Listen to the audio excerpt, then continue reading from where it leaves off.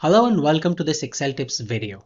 I am Sumit Bansal, and in this video I'm going to show you how to select only the visible cells in Excel. Now before I tell you how to do that, let me first show you why you may even need to do that. So here I have this data set, and let's say I hide a few rows. So in this case, let me select a few rows and let me quickly hide these.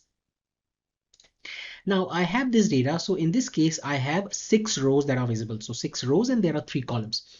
Now, if I select this data and I copy this data and I go somewhere else and I paste this data, see what happens?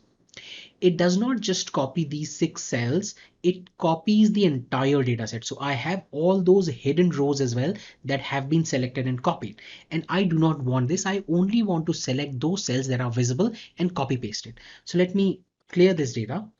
And in this case, if you only want to select the visible cells, you first select this data set, then you hit the F5 key. And when you do that, it opens the Go to dialog box. Here you click on Special, and in Go to Special dialog box, you have this option Visible Cells Only. And when you click on Visible Cells Only and click OK, it is going to only select visible cells. So see what happens when I click OK. You may see these faded lines in between those rows where some rows are hidden.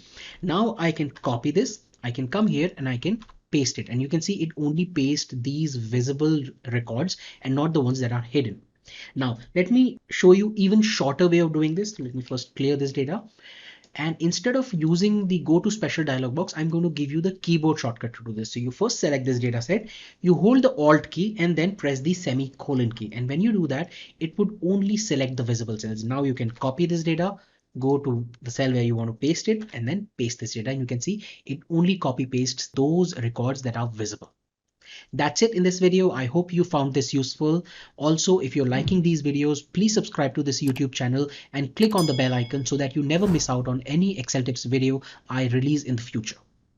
Thank you and have a nice day.